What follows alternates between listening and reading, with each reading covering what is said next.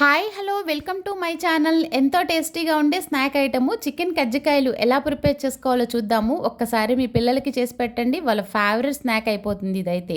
ఇది ఎలా చేసుకోవాలో దీనికి కావాల్సిన ఇంగ్రీడియంట్స్ ఏంటో ఒకసారి చూద్దాము. ఒక పావు కేజీ బోన్లెస్ చికెన్ తీసుకుని క్లీన్ చేసుకుని ఉడికించి పక్కన పెట్టుకోండి. చిన్నవైతే 2 ఆనియన్స్, పెద్దదైతే 1 ఆనియన్ సరిపోతుంది. 3 పచ్చిమిర్చి, డీప్ ఫ్రైకి సరిపడా ఆయిల్, ఒక 1 స్పూను కారము. ఇదైతే కప్పున్నర మైదా పిండి తీసుకోండి.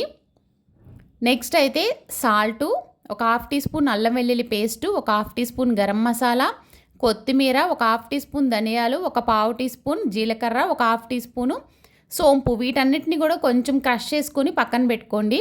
నెక్స్ట్ అయితే కొంచెం జీడిపప్పులను కూడా తీసుకోండి. ఇప్పుడైతే మనం పిండి మిక్స్ చేసుకోవాలి.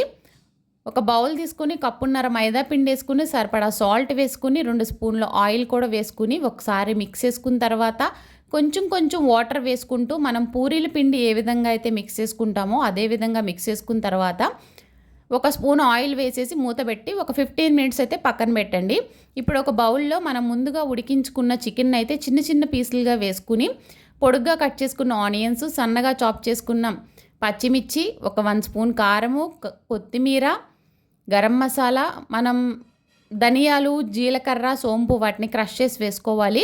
అల్లం వెల్లుల్లి పేస్టు, సరిపడా సాల్ట్ వేసుకుని ఒక గుప్పెడు జీడిపప్పులను కూడా వేసుకుని ఇట్లా అయితే మిక్స్ చేసుకుని పక్కన పెట్టుకోండి.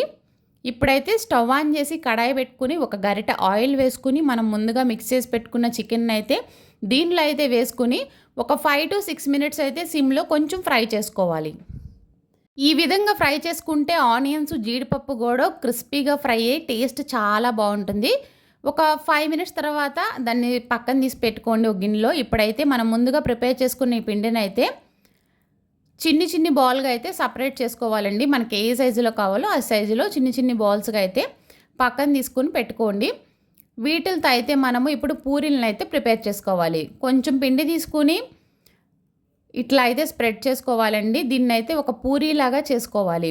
మరీ సన్నగా కాదు, మరీ లావుగా కాదు, పూరీలా చేసుకుని అంచులెమ్మట వాటర్ అయితే పెట్టుకుని మనం ప్రిపేర్ చేసుకున్న చికెన్ని మధ్యలో పెట్టుకుని ఇట్లా అయితే క్లోజ్ చేసుకోవాలి. క్లోజ్ చేసుకుని ఆయిల్ హీట్ అయిన తర్వాత మీడియం టు సిమ్లో అడ్జస్ట్ చేసుకుంటూ ఇట్లా మనం ప్రిపేర్ చేసుకున్న కజ్జికాయలను అయితే గోల్డెన్ బ్రౌన్ కలర్ వచ్చే వరకు అయితే ఫ్రై చేసుకుంటే చాలా క్రిస్పీగా, చాలా టేస్టీగా ఉండే స్నాక్ ఐటెం మన చికెన్ కజ్జికాయలు అయితే రెడీ అయిపోయినాయి. వీటినైతే మీరు తప్పకుండా ట్రై చేయండి, చాలా టేస్టీగా ఉంటాయి. నా వీడియో నచ్చినట్లయితే ఒక లైక్ ఇచ్చేయండి. Thank you all.